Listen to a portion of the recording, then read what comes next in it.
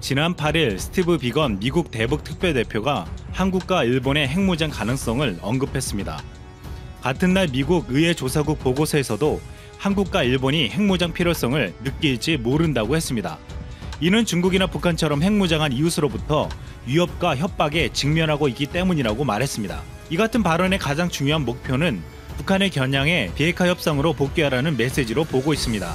한 안보 전문가는 북한의 위협을 더 이상 막을 수가 없고 중국의 부상이 걸림돌이 된다고 판단할 때 한국과 일본의 핵무장도 고려할 수 있다고 운을 떼본 것이라고 말하고 있습니다. 한국이 이 같은 핵무장을 선택할 가능성이 크지는 않지만 이 같은 발언은 시사하는 바가 크게 느껴지고 있습니다. 청와대가 지난달 28일 한일 군사정보보호협정 종료 결정으로 군의 전력 증강 필요성을 강조했습니다. 특히 청와대가 안보 역량 강화를 위해 필요한 전력으로 차세대 잠수함을 꼽으면서 이 같은 발언은 핵 추진 잠수함을 염두에 둔 것으로 관측되었습니다.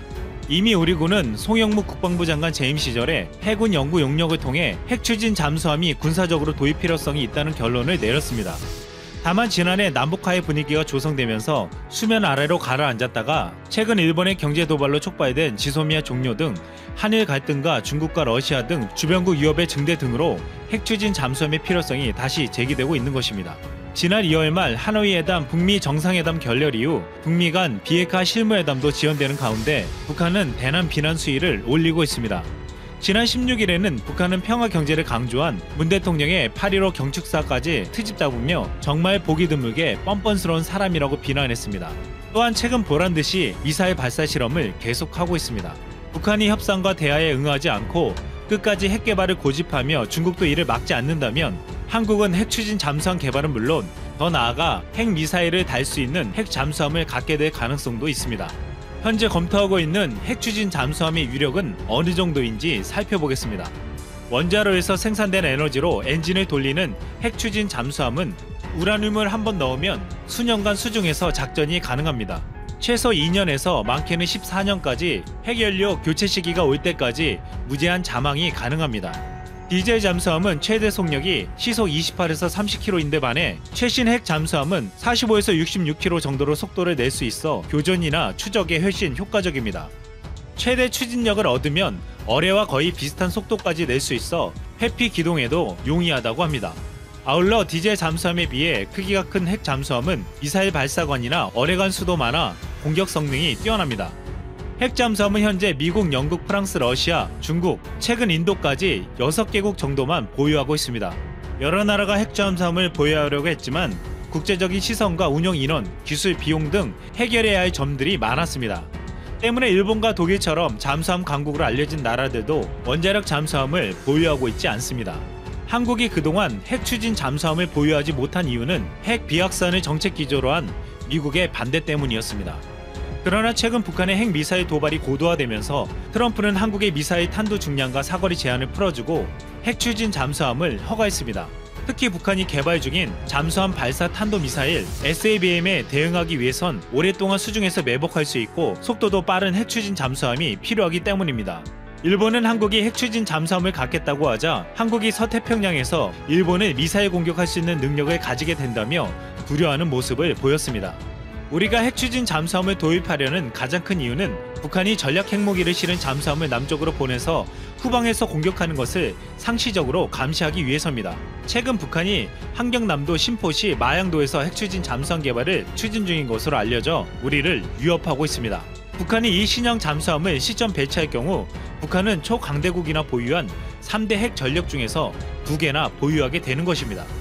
정치권에서 2017년 진행한 한 여론조사에서 국민의 68.4%가 북핵 위협에 대응할 전략 자산으로 핵 추진 잠수함 도입이 필요하다고 밝혔습니다.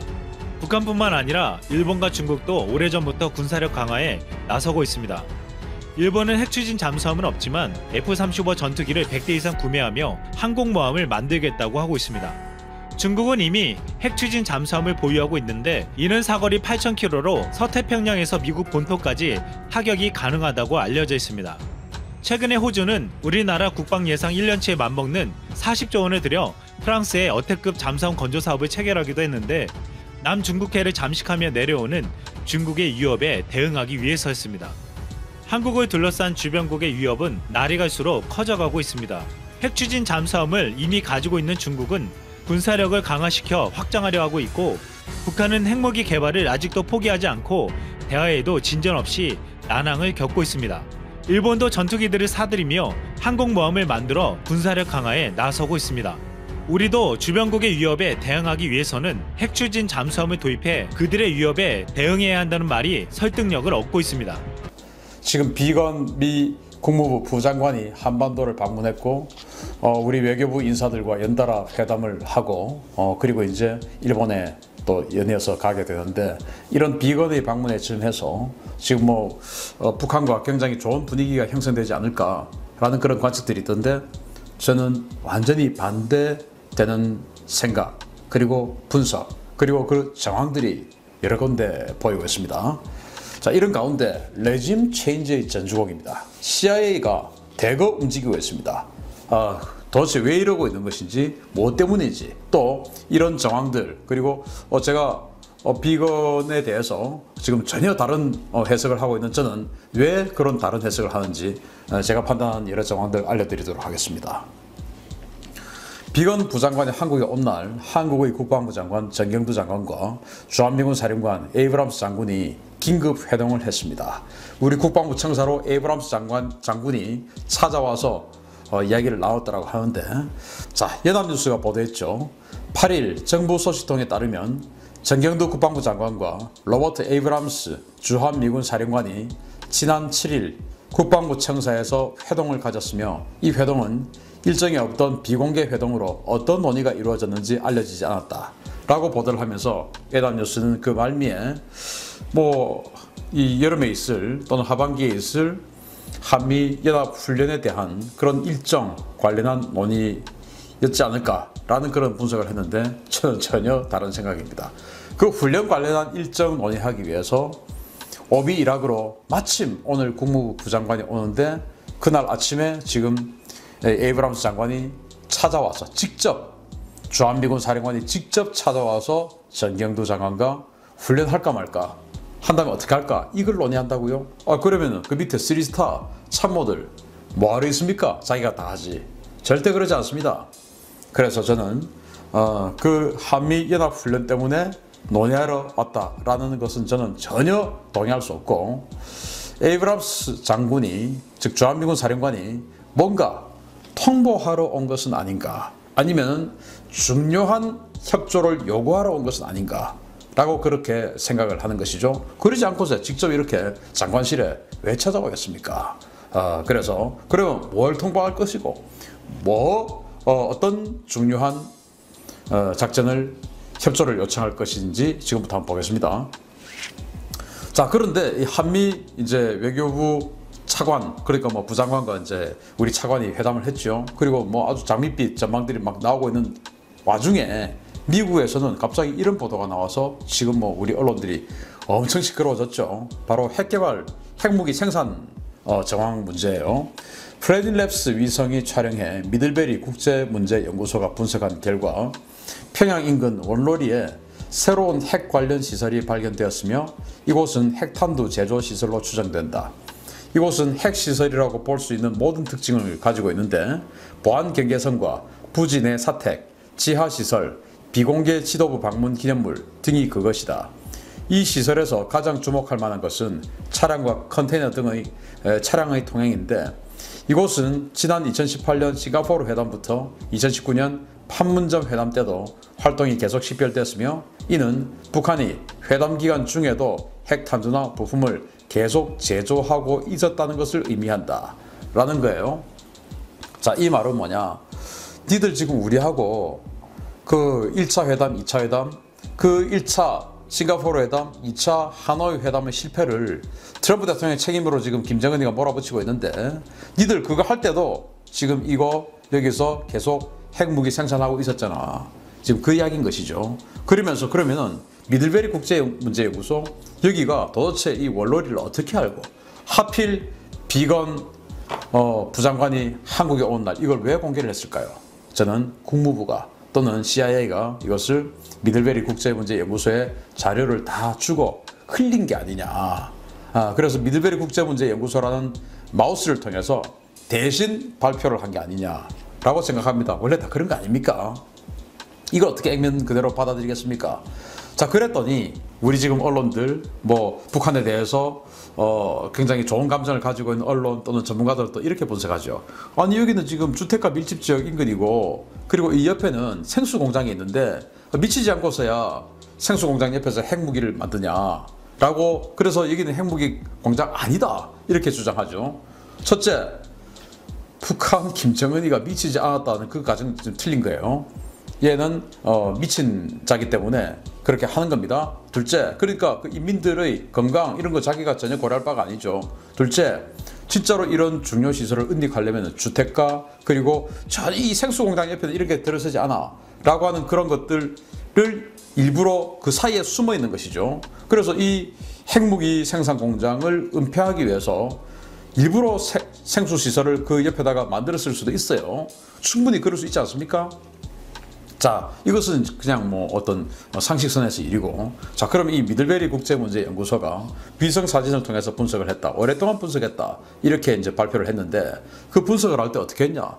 차량, 컨테이너 등 이런 것들의 통행, 뭐 그런 여러 가지 정황들. 자, 컨테이너가 그냥 일반적으로 우리가 상상하는 그 컨테이너가 들어온 것을 보고 이렇게 생각했겠습니까? 아니죠. 방사능 차폐가 된 특수 컨테이너들이 들락날락거리는 것을 사진을 통해서 지속적으로 봤겠죠. 그 다르지 않습니까? 일반 우리가 알고 있는 그냥 길거리에 다니고 있는, 고속도로에 다니고 있는 그 컨테이너하고 당연히 다른 특수한 컨테이너 차량들이 들어오는 것이죠. 완전히 차폐된. 그거 보니까 야, 이거 왜 이런 특수 컨테이너가 여기 들어오는 것이지? 당연히 생각하지 않겠습니까? 그리고는 여기에 이 보안 경계선, 그러니까 공장은 이만큼 있는데 보안 경계선이 이만큼이야. 그 말은 적의 침투에 대해서 개활지를 많이 만들어 놓고 침투에 들어온 것을 이제 미리 요격하고 사살하고 할 수 있는, 또 발견하고 하는 공간을 많이 두는 것이죠. 우리 전투 비행단, 공항 비행장, 기지 이런 데 가봐도 밤에서부터 아주 활주로까지 아주 개활지로 많이 멀어요. 왜? 적의 특수부대가 뛰어오려면 다 들키게끔 그렇게 다 해놨어요. 그걸 이제 보안 경계선이라고 하는데, 이 보안 경계선이 일반적인 어떤 그 시설, 정부 시설 또는 일반적인 생산 공장 이런 거에 비해서 보안 경계선이 너무 넓다. 이건 뭔가 특수 생산 시설 아니냐, 이런 것. 그리고 이제 방사능 차폐된 컨테이너의 다량 출입. 그래서 이제 핵무기 생산 공장이지 않느냐라고 분석을 한 건데, 그 이 말을 미들베리 국제문제연구소 혼자서 했을까? 아니죠. 저는 국무부 CIA에서 흘렸다라고 보는 것입니다. 언제? 바로 비건이 이 한국과 일본을 연달아 방문을 하는 이 시기에 맞추어서 라고 생각을 합니다. 자, 그러면서 느닷없이 또 미국과 일본, 호주, 미일호 국방부 장관이 뜬금없이 공동성명을 냈어요. 바로 7월 8일입니다. 국방부 장관 공동성명은 뭐냐? 중요한 논의를 하고 의견 일치를 보았다라는 거 아닙니까? 이제 화상회의를 했어요. 공동성명을 뭐라고 발표를 했냐? 물론 뭐 중국 문제 이런 거 많이 있는데, 이 중에서 북한 문제가 있는데, 북한 문제 중에서도 정말 뜬금없는 내용들이 있어요. 미국, 일본, 호주 3국은 북한의 연이은 탄도미사일 발사가 국제안보에 심각한 위협이 되고 있다는 우려를 공유했으며, 북한의 거듭된 유엔 안전보장이사회 대북제재 결의 위반에 강력한 유감을 표한다. 3국은 북한이 국제적 의무를 준수하고 안보리 결의에 따라 모든 대량 살상 무기와 모든 사정거리의 탄도미사일의 완전하고 검증 가능하며 되돌릴 수 없는 폐기를 달성하기 위한 명확한 조치를 취할 것을 요구한다. 이를 위해 북한은 협상 테이블로 다시 돌아와 지속적으로 대화해야 한다는 점을 강조한다. 라고 이야기했어요. 자, 탄도미사일 발사가 국제안보에 심각한 위협이 되고 있다. 자, 북한이 요즘 뭐 탄도미사일 발사한 적 있습니까? 없죠. 근데 느닷없이 갑자기 왜 이렇게 미국, 일본, 호주 이 3개국 국방부 장관이 탄도미사일 발사를 갑자기 규탄을 할까요? 아마 지금 북한에서 굉장히 심각하게 탄도미사일 발사 움직임이 정말로 초입기에 들어간 그런 상황을 발견하고 있는 것은 아니냐. 우리는 알 수 없죠. 그런데 지금 미국의 정찰기들은 계속 다니고 있지 않습니까? 그런 것들을 통해서 북한의 탄도미사일, 그것이 ICBM일지 SLBM일지는 단정은 할 수 없으나, 어쨌든 탄도미사일 지금 발사 준비가 정말 초입기에 들어가 있는 상황이다. 그렇게 보는 것이죠. 그러면서 아마 일본의 요구가 굉장히 적극적으로 반영이 된 것 같은데, 모든 사정거리의 탄도미사일의 완전하고 CVID, 즉 완전하고 검증 가능하며 되돌릴 수 없는 폐기, 이걸 달성해야 된다. 그래서 호주나 미국 같은 경우는 ICBM만 조심하면 되는 나라인데 갑자기 여기에 모든 사정거리, 그랬으니까 스커드 미사일 같은 단거리 미사일까지도 다 탄도미사일은 전부 다 CVID 다 폐기해. 그냥 완전히 검증 가능할 만큼 폐기해 라고 이야기를 한 것이죠. 왜? 스커드 미사일, 노동 미사일 이런 것들이 일본을 공격할 수 있으니까. 이 상황에서 왜 이렇게 이야기를 했을까요? 바로 비건이 한국에 왔고, 한국에 와서 하루 지나고 이제 일본에 오기 하루 전날입니다. 이거 굉장히 의미심장하지 않습니까? 그래서 이런 것들이 아무런 뭐 대책 없이, 야 뭐 국방부 우리 하고 싶은 이야기 우리 좀 하자 하고, 국무부 지금 뭐 출장 좀 갔다 와, 한국 좀 갔다 와 가고, 이거 아닙니다. 다 유기적으로 다 얽혀서 자 이렇게 가야 되니까 사전 정지 작업 해야 되니까 이거 언론에 CNN에 이거 기사 좀 줘. 이런 식으로 다 정지 작업하는 것이죠. 이게 바로 이라크나 아프가니스탄을 칠 때 사전 정지 작업하던 다 그 내용들이에요.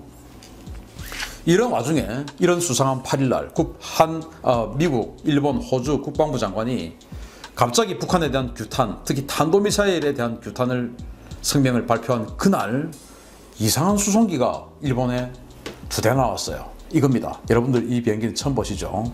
보잉 757이라는 여객기로 쓰는 그 비행기를 미 공군에서 수송기로 운영하고 있는 그 비행기예요.